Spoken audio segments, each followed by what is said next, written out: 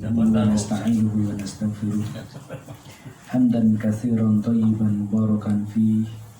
أشهد أن لا إله إلا الله وحده لا شريك له وأشهد أن محمدا عبده ورسوله لا نبي بعده.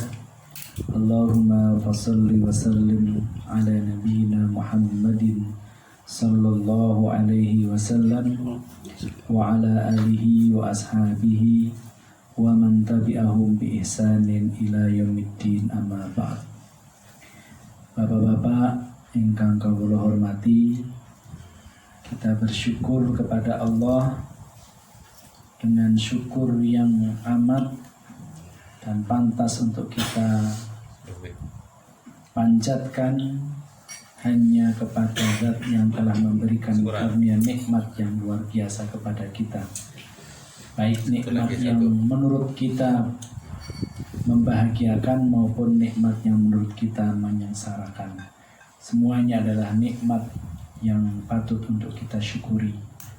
Nikmat yang membahagiakan tetap kita mengucap alhamdulillahilladzi tatimmu bihis shalihat.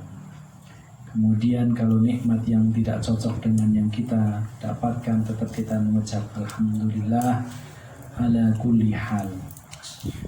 Jadi semuanya masih kita bersyukur kepada Allah. Inilah yang Rasulullah SAW perintahkan dan Rasulullah takjub dengan kita. Semuanya disyukuri. Salawat dan salam senantiasa milik Nabi kita, Nabi Muhammad Sallallahu Alaihi Wasallam, Nabi akhir zaman, Nabi yang insya Allah selalu menjadi suri teladan buat kita, Nabi yang menuntun kita bahagia di dunia dan bahagia di akhirat. Bapak-bapak, saudara-saudara yang dirahmati oleh Allah, kesempatan yang mulia ini ingin kami menyampaikan tawasau bil haq, saling menasehati. Ada dalam bahasa sekarang itu sharing ilmu. Bukan berarti saya yang paling pintar, tidak. Saya hanya membacakan isi buku. Mudah-mudahan ini bermanfaat buat diri saya khususnya dan umumnya pada bapak-bapak, teman-teman semuanya, untuk menata hati kita, menata kehidupan kita di dunia ini supaya kehidupan yang kita arungi ini ada nilai manfaatnya. Manfaat untuk diri kita, manfaat untuk keluarga kita, tetangga kita, saudara-saudara kita, teman-teman kita. Kesempatan yang mulia ini saya ingin ambil sebuah subjudul namanya Al-Auladu Zinatul Hayatid Dunya wa Fitnatuha. Anak itu adalah zina. Bukan makna zina itu bukan makna yang berzina ya. Zina itu artinya perhiasan. Perhiasan. Zinatul hayah, perhiasan hidup. Sehingga kalau orang punya anak merasa bahwa kebahagiaannya bertambah karena merasa ada perhiasan mutiara, sehingga sering kita mengatakan buah hati. Dan itu memang ada hadisnya. Istilah buah hati itu ada hadisnya. Likulli syajaratin samratun, kata Rasulullah. Setiap pohon itu ada buah. Wa samratul qalbi, dan buah hati, Rasulullah menyatakan seperti itu. Hadisnya sahih. Wa samratul qalbi al-walad, dan buah hati adalah anak. Nah, itu hadisnya seperti itu. Nah, jadi kata istilah buah hati memang ada dalam hadis. Bapak-bapak, saudara-saudara yang dirahmati Allah, pada kesempatan ini kita akan bicara al-auladu zinatul hayat, perhiasan kehidupan kita di dunia. Wa fitnatuha, dan juga bukan sekedar perhiasan tapi juga ada fitnah. Fitnah itu bukan yang dimaksud seperti kita umumnya di Indonesia fitnah. Kalau ada orang menceritakan keburukan yang tidak kita lakukan, bukan itu. Tapi fitnah di sini namanya fitnah. Itu bermakna sesuatu yang membuat kita sengsara. Kalau zina itu membuat kita bahagia, kalau fitnah membuat kita sengsara. Apalagi dalam masa-masa seperti ini orang tua kondisinya daring kan gitu ya. Kadang anak bisa menjadi zinatul haya, kadang anak juga bisa menjadi fitnatul haya. Kadang anak dikasih tugas oleh gurunya yang kita dengarkan, kita simak, kita perhatikan menjadi kebahagiaan buat kita. Itu namanya zinatul haya. Tapi kadang-kala diberi tugas, dikasih PR, orang tuanya sampai jengkel, sampai mangkel, sampai tidak emosinya tidak terkendali. Maka itu yang disebut fitnatul haya. Ya, fitnatul haya. Bapak-bapak, saudara-saudara yang dirahmati oleh Allah, saya bacakan ayatnya. Surat Ali Imran ayat yang ke-14. Zuyyina lin-nasi hubbus syahawati minan nisa'i wal banina wal qanatiril muqantarah minadh dhahabi wal fiddati wal khailil musawwamati wal an'ami wal harthi dzalika mata'ul hayatid dunya wallahu 'indahu husnul ma'ab. Bapak-bapak, saudara-saudara yang dirahmati Allah, terjemahannya zuyyina linnas. Zuyyina itu artinya dijadikan bagi manusia. Hubbus syahawat, yakni kecintaan terhadap apa yang diingini. Jadi pengen semuanya terpenuhi. Keinginannya ingin terpenuhi semua. Minan nisa, diantaranya ingin punya wanita-wanita. Ada wanita cantik, pengen dilirik, pengen dimiliki dan sebagainya. Itu zuyyina linnasi. Wal banin, kemudian pengen punya anak yang banyak. Sudah dikasih laki-laki, minta perempuan, kasih perempuan, minta laki-laki terus. Wal qanatiril muqantarah, harta benda yang sangat banyak. Di antaranya al-qanatir itu berbentuk harta-harta yang berlimpah ya. Minadh dhahab. Di atas nggak apa-apa Pak, nggak apa-apa. Minadh dhahab, dari emas. Wal fiddah, dari perak. Wal khailil musawwamah, kuda pilihan atau kendaraan yang mewah. Ya, bisa Mercy, bisa apa saja. Jadi harta yang melimpah. Wal an'am, punya binatang-binatang ternak. Wal harth, kemudian sawah, ladang, perkebunan. Jadi bayangkan kita istrinya cantik, kaya-kaya, soleha semua. Umpama ini kan cerita ayat ini, wan nisa sih tadi minan nisa. Minan nisa itu punya istri-istri, bukan punya satu istri, punya istri 4. Sudah kaya-kaya.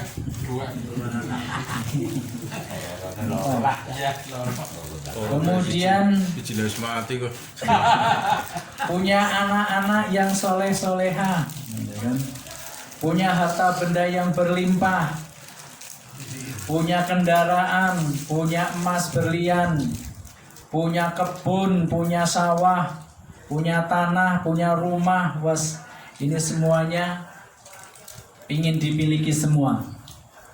Kata Allah Subhanahu wa taala, "Dzalika mata'ul hayatid dunya." Itu adalah kesenangan hidup di dunia. Jadi memang itu kesenangan hidup di dunia itu kan angan-angannya bahasanya, saya mengutip bahasanya orang wali murid ya Pak. Bahasanya wali murid itu orang sukses adalah orang yang memiliki seperti tadi, ya kan? Bojone akeh ayu. Jadi ukuran orang sukses, ukuran menurut manusia itu adalah semua keinginannya terpenuhi. Jadi kalau belum terpenuhi keinginannya belum sukses. Padahal sukses tidak seperti itu. Kata Allah di akhir ayat, supaya ini bisa diambil kesimpulan, wallahu indahu husnul ma'ab. Dan Allah lah tempat kembali yang paling baik. Maknanya tidak semua yang keinginan itu terpenuhi, kata Allah bahasanya. Semuanya dikembalikan kepada Allah. Kebahagiaan, kesenangan, kenikmatan apa saja terpenuhi atau tidak itu Allah yang ngatur. Ini yang namanya iman kepada takdir. Iman kepada takdir. Orang kalau iman kepada takdir Allah, Allah sudah menentukan, bukan berarti pasrah, bukan. Iman kepada takdir itu bukan berarti pasrahnya wis takdir kok. Bukan begitu. Berarti masih ada kesempatan ya? Masih ada pilihan, namanya Kudune luruh ikhtiar. Namanya ikhtiar. Namanya ikhtiar, ada usaha. Ada usaha. Dan itu dapat pahala semua. Hanya bedanya orang yang beriman dengan tidak beriman pada posisi iman kepada takdir ini. Menerima atau tidak. Kadangkala menyalahkan sesuatu. Apakah menyalahkan gara-gara, apakah menyalahkan bisane, apa menyalahkan kalimat yang serupa. Padahal bukan seperti orang beriman. Kata Rasulullah, inilah memang yang sudah Allah kehendaki dan Allah takdirkan. Ya sudah Allah takdirkan. Maka kalau kita terima, Allah akan balas, Allah akan ganti dengan yang lebih baik. Karena bahasa Allah di dalam ayat ini, wallahu indal husnul ma'ab. Kembalikan semua kepada Allah. Kalau permasalahan itu dikembalikan kepada Allah, tenang. Ada masalah Indonesia seperti ini, kita kembalikan kepada Allah, atur. Mungkin ada rahasia apa yang Allah inginkan. Allah inginkan. Apakah kita kembali di tahun 48, tahun 26 di Tegal, tahun 65? Itu kita kembalikan kepada Allah Subhanahu wa ta'ala. Dan kehidupan dunia itu seperti roda yang tadinya di bawah jadi di atas. Peristiwanya juga sama, muter, hanya pelakunya yang berbeda. Nah ini kalau kita kembalikan kepada Allah, kita bisa ambil pelajaran. Harusnya kita seperti apa? Ikhtiar kita, usahanya harus kita tingkatkan seperti apa? Jangan berhenti kita menikmati apa yang ada, tapi kita harus usaha terus supaya kita ini, karena yang dinilai itu bukan hasil Allah menilai itu, tapi Allah menilai itu adalah prosesnya. Allah memberi pahala itu bukan hasilnya, tapi Allah menilai memberi pahala banyak dan tidaknya karena proses. Seperti kita berangkat ngaji ini, yang dinilai bukan karena kita dapat ilmunya, proses. Tapi proses dari berangkat dari rumah sampai ke tempat ini, sampai kita mencerna, memperhatikan, ini kan proses, ada proses-prosesnya. Itu Allah, kata Rasulullah, satu langkah menghapus dosa. Duduk di sini didoakan. Ini betapa prosesnya yang luar biasa. Kalau kita telah ini prosesnya banyak sekali. Bukan sekedar pulang dapat hasil ilmu saja, tapi prosesnya ini ternyata lebih banyak yang kalau kita bisa perhatikan. Kalau mengkaji tentang orang menuntut ilmu, wah enaknya 24 jam ngaji. Karena dosanya berguguran. Dosa itu berguguran saat kita ngaji ini, dosanya berguguran. Ini proses. Nah, ini Allah memberi pahala yang amat banyak berkaitan dengan prosesnya. Kemudian ayat yang kedua, surat Al-Kahfi ayat yang ke-46. Allah Subhanahu wa taala berfirman, "Al-malu wal banuna zinatul hayatid dunya wal baqiyatus salihatu khairun 'inda rabbika thawaban wa khairun amala." Nah, ini ayat ini Allah ingin lebih jelaskan kembali berkaitan dengan ayat di atas. Al-mal, harta, wal banun, anak-anak, zinatul hayatid dunia, perhiasan kehidupan dunia.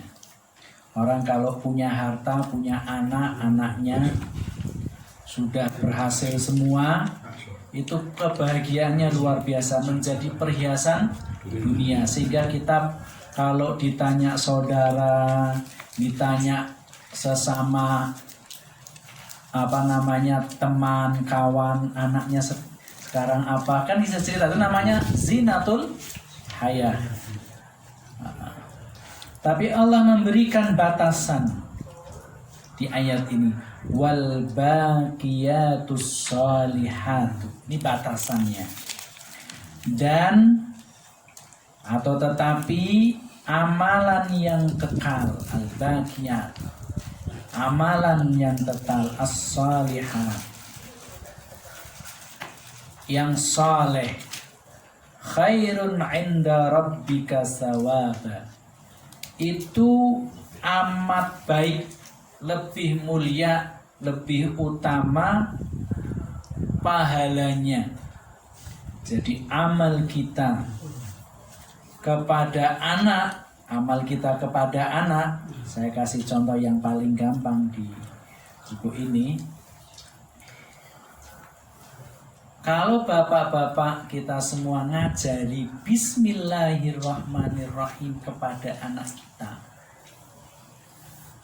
apalagi Al-Fatihah secara lengkap kepada anak kita, maka kita punya pahala yang luar biasa. Sehingga kita bisa mengatakan, anakku, akulah yang mengajari Al-Fatihah, bukan guru ngaji. Ini harus kita istilahnya punya nilai manfaat. Sehingga anak saya dulu itu ingat ngaji di tempat yang lain, nanti di rumah tetap pengen ngaji lagi dulu sebelum berangkat, pulang ngaji lagi karena ingin mematangkan. Jadi dari ayat-ayat yang kita ajarkan, walaupun cuman Al-Fatihah, walaupun doa sebelum makan, doa mau tidur, doa-doa sederhana, kita punya andil pahala. Dan itu lebih baik yang disebut al-baqiyatus sholihat, menjadikan anak itu solehah. Nah, menjadikan itu pahala yang luar biasa. Wa khairun amala, dan harapan yang lebih baik.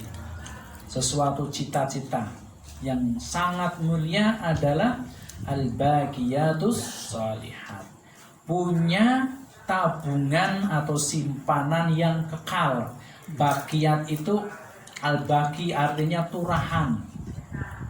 Baki itu kalau turahan atau simpanan, Saving. saving yang disimpan. Jadi kita punya simpanan ya. Shalihat, bakiyat itu yang simpanan yang tidak, bahasa kerennya tuh investasi. Investasi. Investasi. Jadi disebut kalau bahasa Arab bakiyat. Al-baqi itu sisa. Al-baqiyat sisa-sisanan atau investasinya. Investasi yang sangat sholihat. Sholihat itu berasal dari kata sholeh. Sholeh itu maknanya ma qalallahu wa rasuluhu, apa yang dikatakan Allah dan Rasulnya. Kalau investasi itu sesuai perintah Allah dan Rasulnya, itu namanya disebut al-baqiyatus sholihat. Jadi kita simpanan yang kekal abadi, ya kita harus punya investasi tersendiri. Tidak harus sedekah dalam bentuk uang, tidak. Tidak harus wakaf, tidak. Syukur-syukur bisa wakaf, bisa infak lebih. Jadi yang namanya sedekah bisa bermakna kita memberi nasihat kepada kawan kita.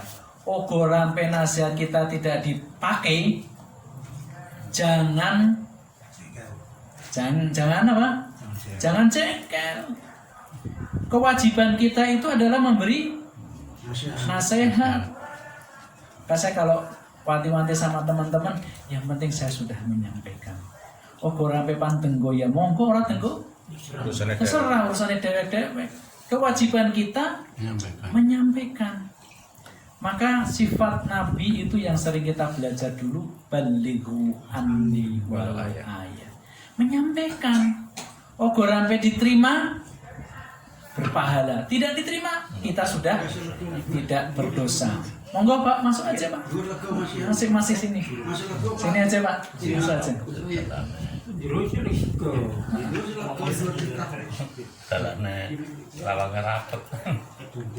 Bisa bersedekah, berinfak dengan tenaga bisa. Atau bisa bersedekah dengan apa namanya, kalau Rasulullah mengatakan tentang surat Al-Ma'un ayat yang terakhir itu wa yamna'unal ma'un, itu bersedekah dengan meminjamkan barang yang mudah untuk dipinjamkan.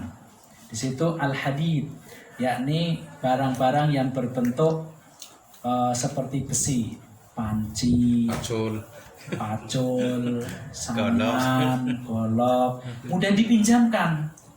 Kalaupun dipinjamkan kan mesti bisa kembali utuh. Iya. Itu bahasanya namanya wayam naunal maun al-maun itu. Kalau itu saja dia enggan meminjamkan, apalagi yang lain yang berkurang. Wong nyilih panci bekangelan apa maling nyilih duit. Itu mudah saja. Jadi kata Rasulullah, kalau ada orang yang wayam naunal maun, wes bisa disebut kalimat yang kembali ke ayat di atas, ayat yang pertama itu. Ara'aital ladzina yukadzibuna biddin. Tidak sekedar, kalau kita sering kan cerita orang yang menghardik anak yatim kan gitu ya. Tapi di sini di ayat yang terakhir luar biasa. Orang yang tidak mau meminjamkan yang mudah untuk dipinjamkan.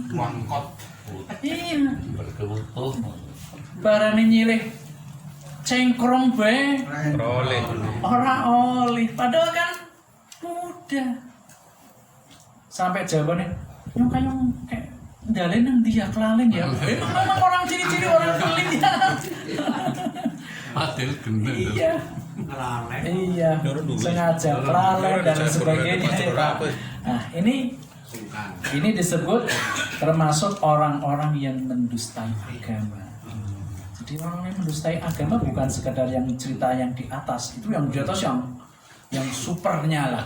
Tapi yang sederhana, yang kecil-kecil itu disebut orang yang betul-betul Al-Ma'un itu yang mungkin jarang kita buka, padahal di situ Al-Ma'un menceritakan orang yang udahlah itu kan juga bisa bersedekah. Jadi yang bisa kita lakukan meminjamkan yang mudah untuk dipinjamkan. Intinya bakhil ya. Inggih. Kita lanjutkan ayat berikutnya. I'lamu annamal hayatud dunya la'ibu wa lahu wa zinatun wa tafakhurun bainakum wa takathurun fil amwali wal auladi kamasali ghaisin a'jabal kuffara nabatuhu thumma yahiju fatarahu musfarra thumma yakunu khutama wa fil akhirati adzabun syadid wa maghfiratun minallah wa ridwanun wa mal hayatud dunya illa mata'ul ghurur. Surat Al-Hadid ayat 20. Allah ingin menjelaskan lagi, penulis ini masih melengkapi lagi. Ketahuilah annamal hayatud dunya, sesungguhnya kehidupan dunia itu laibun, permainan, hanyalah permainan. Walahwun, senda gurau, ya suka dilalaikan. Jadi guyonan, senda gurau memang. Jadi kalau bahasa saya urusan dunia itu bisa. Jadi kita perlu kalau ada orang menyakiti kita, nggak usah merasa sakit hati. Wong ini urusan dunia saja. Kalau ada ditinggal, Dan di dunia maafkan saja. Mudah memaafkan, apalagi kepada anak kita. Kalau kesalahannya dia belum paham sesuatu, nggak usah diganyangi, sudahlah maafkan. Memang belum tahu. Kemudian wazinatun, dan perhiasan, watafakhurun, dan bermegah-megahan. Istilahnya kaya-kayanan lah, sugi-sugian, tafakhurun. Berlomba-lomba untuk sugi-sugian. Gedungnya, rumahnya mewah-mewahan, itu namanya tafakhurun. Wa takasurun fil amwal, kemudian banyak-banyakan uang. Banyak-banyakan duit, sugi-sugian. Wal aulad, dan banyak-banyakan anak. balapan gawe anak. Amin. Kama sali ghaisin, seperti buih. Jadi seperti buih atau hujan yang ada itu ya, atau hujan. Ghais, hujan. A'jabal kuffar, yang mengagumkan. A'jabal kuffaru nabatuhu, yang hujan itu menyirami tanaman-tanaman bagi para petani. Nah, ini kalimat kalau dipenggal ya. A'jabal kufar, kufar itu orang-orang kafir yang merasa berbangga. A'jabal kufar, dan orang kafir itu kalau punya kekayaan langsung sombong. Bahasa lainnya yang sering kita dengar, wapa dadi wong Islam kerep wae kan. Orang suki-suki Suntik corona gitu. iya. Nabatuhu kama kalau disambungkan kama waisin nabatuhu, istilahnya hujan yang menyirami tanaman. Summa yahiju, kemudian menumbuhkan tumbuhan, warnanya kemudian muncul, istilahnya dari tanaman itu fatarahu musfarra, kelihatan dari tanaman itu kekuning-kuningan. Summa yakunu khutama, tapi ingat, kata Allah Subhanahu wa taala, orang kafir itu seperti Orang kafir yang sombong, nah di sini ya, orang kafir itu sombong dengan kekayaan itu seperti dia punya hujan yang menghujani tanamannya, kemudian tamanannya menguning, sudah tinggal panen, tinggal ngunduh sajalah, tinggal menikmati. Kata Allah, summa yakunu khutama, lalu Allah Subhanahu wa taala menghancurkan. Banyak di antara kita saja, bukan orang kafir saja, ketika mendapatkan harta melimpah tidak sempat menikmati.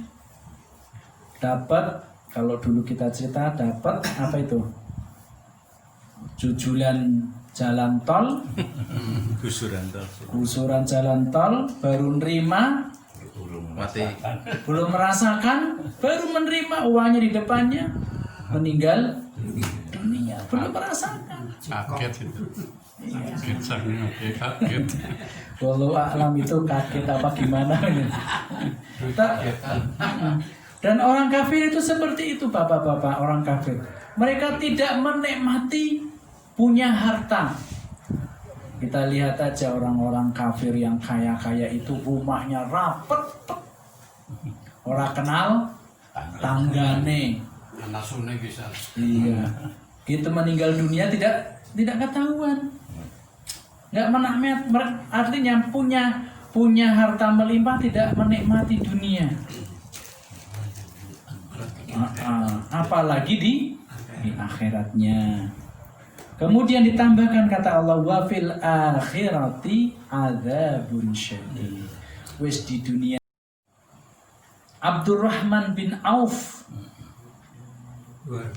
itu bukan penduduk Makkah asli, itu penduduk Yaman. Abdurrahman bin Auf itu ingin bertemu Rasulullah, jalan kaki dari Yaman ke Makkah. Ke Makkah dulu Pak, sebelum hijrah. Di Abdurrahman bin Auf itu hijrahnya terakhir, termasuk orang yang hijrah terakhir. Tapi ada yang paling terakhir, namanya Abbas, paman Rasulullah yang hijrah pada saat Fathu Makkah. Itu ada kisah sendiri.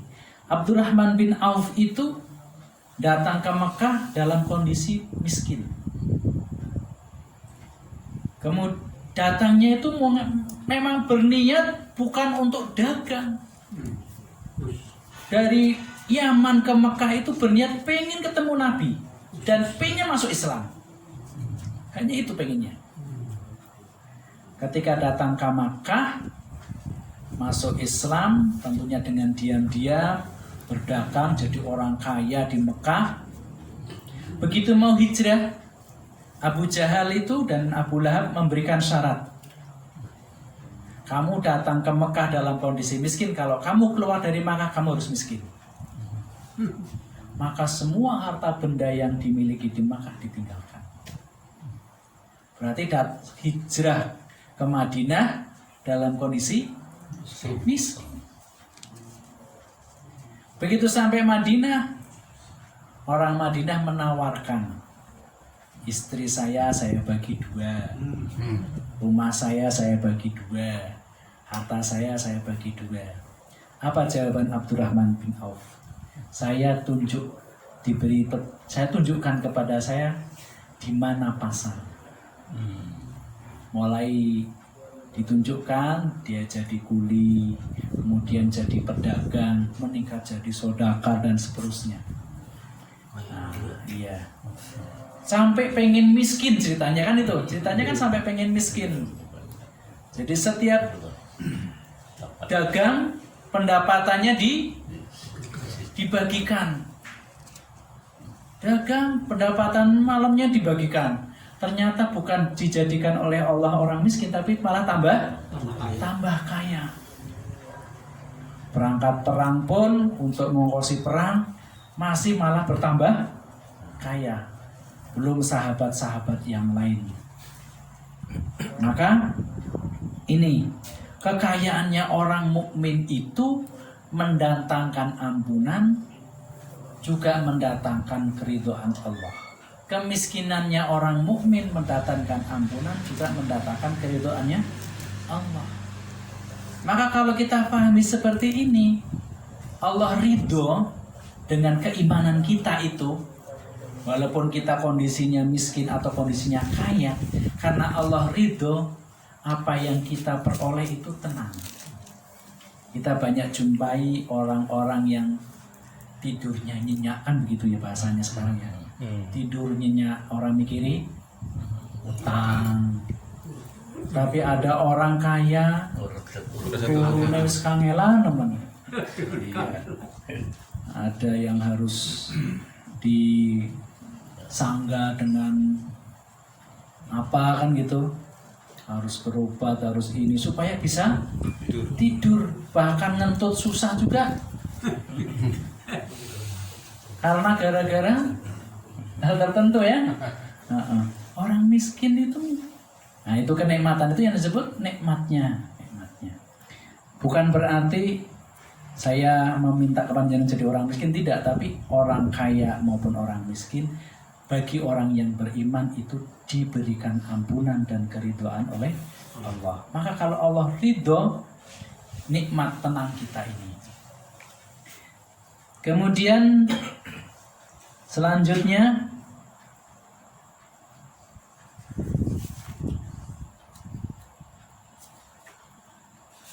surat Ali Imran ayat 116. Innal ladzina kafaru lan tughniya anhum amwaluhum wala auladuhum minallahi syai'a wa ulaika ashabun nar hum fiha khalidun. Sesungguhnya orang-orang kafir lan tughniya, sekali-kali tidak memuaskan atau tidak menjadikan mereka puas, menjadikan mereka kaya. Anhum, apa itu amwaluhum? Jadi diberikan harta selalu merasa kurang. Itu namanya lan tughniya. Wala auladuhum, begitu juga anak-anak mereka. Diberi anak pun tidak merasa puas. Jadi tidak puas dengan anak-anak. Minallahi syai'a, dari Allah sedikit pun. Wa ulaika ashabun nar, dan mereka itu adalah golongan orang-orang yang menghuni neraka. Hum fiha khalidun, dan mereka itu kekal di dalam neraka selama-lamanya. Dari ayat ini kita bisa pahami bedanya orang kafir dengan orang mukmin. Orang mukmin itu tandanya diberi rezeki 1000 puas, bersyukur. 2000 puas, 3000 puas, 1 juta puas. Tapi kalau kita sebagai orang mukmin kok berperilaku seperti orang kafir, lan tughniya anhum amwaluhum, tidak puas terhadap rezeki yang Allah berikan kepada kita, berarti kita sama dengan orang kafir. Diberi anak, tapi kita tidak puas, tidak ridho. Bahasa lainnya, kalau kita bersulat dengan anak kita, maka suatu saat nanti anak kita ini juga akan bersulat dengan kita. Sama, harta itu, kalau kita bersulat dengan harta, harta pun akan bersulat dengan kita. Harta itu akan menjadi saksi di akhirat. Menjadi saksi. Saksi kebaikan atau saksi keburukan. Anak itu bisa menjadi saksi. Saksi kebaikan atau saksi keburukan. Maka sebagai orang yang beriman, kita harus puas atas pemberian Allah, ridho. Allah kan ridho tadi, maka kita harus ridho. Kalau ridho terhadap harta yang kita miliki, ridho terhadap anak yang kita miliki, anak pun akan diridhoi oleh Allah. harta pun akan diridhoi oleh Allah. Tapi kalau kita tidak ridho terhadap anak dan harta kita, maka Allah pun tidak ridho. Dikasih segitu nganyang, kan begitu. Dikasih anak seperti ini nganyang. Maka ketika dia tidak ridho terhadap anak atau harta itu, Allah pun juga tidak ridho.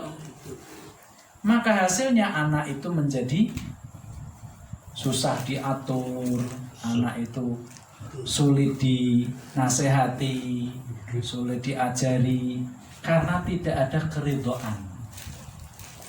Kita lanjut sampai jam 9:30 aja ya. Ayat berikutnya surat At-Taubah ayat 55. Fala tu'jibka amwaluhum wala auladuhum. Maka janganlah kau, artinya tertarik,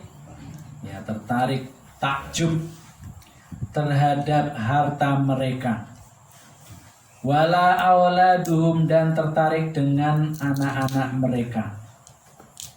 Innama yuridullahu liyu'adzibahum biha. Tetapi Allah menginginkan untuk mengadab mereka. Jadi mengadab dengan hartanya, mengadab dengan anaknya. Jangan heran dengan orang-orang kafir yang kaya, anaknya banyak, hartanya melimpah. Ingat kata Allah, sebenarnya yang Allah inginkan adalah Allah ingin mengadab mereka. Wallahu a'lam, kita nggak usah perlu tahu adabnya seperti apa.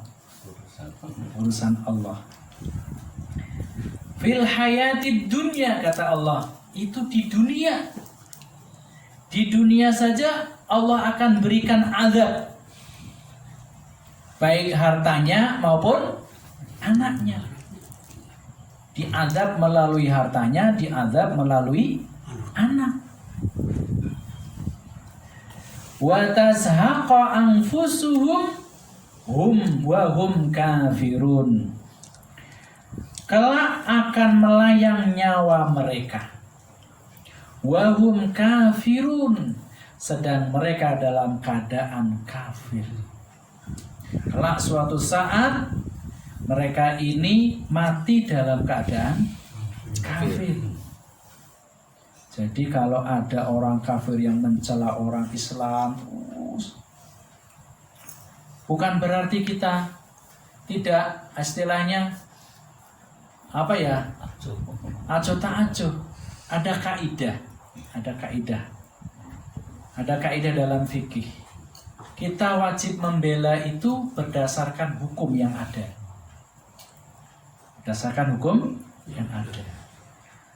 Yang kaidahnya adalah kita tidak boleh mencela orang kafir.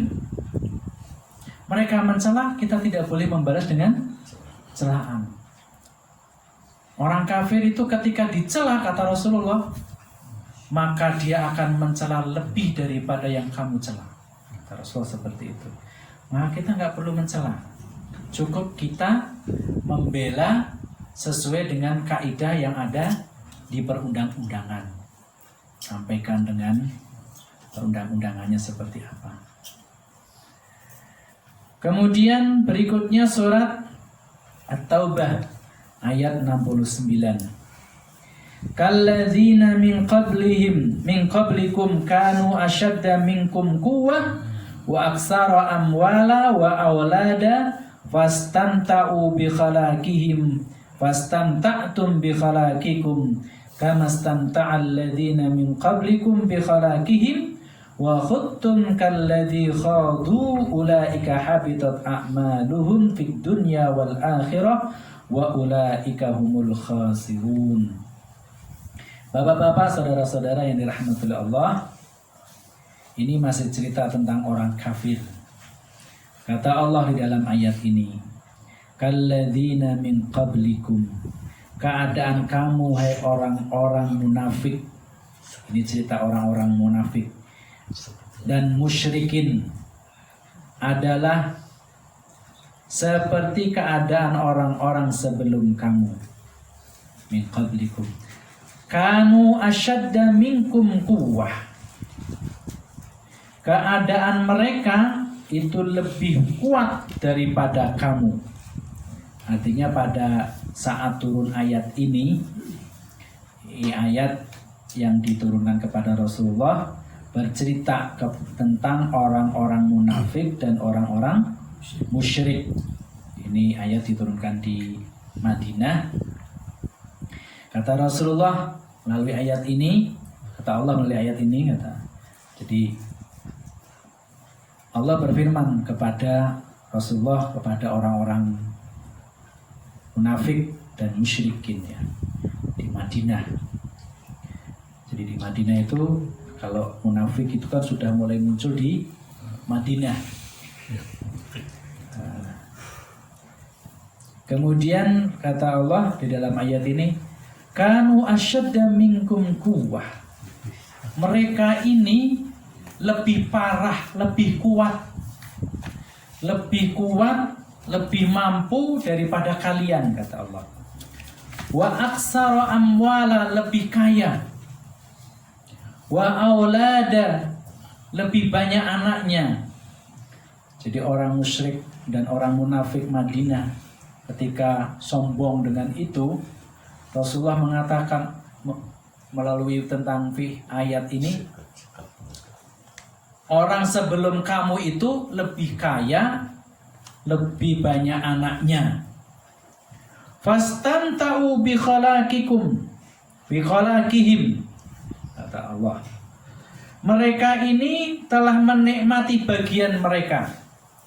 Fastamta'tum bi khalaqikum, kalian pun juga menikmati bagian kalian.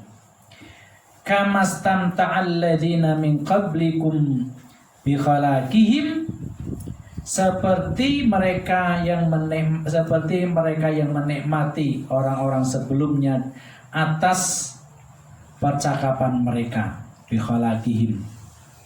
Wa khuttum kalladzi khadu, dan kamu mempercakapkan hal-hal yang batil sebagaimana mereka mempercakapkannya.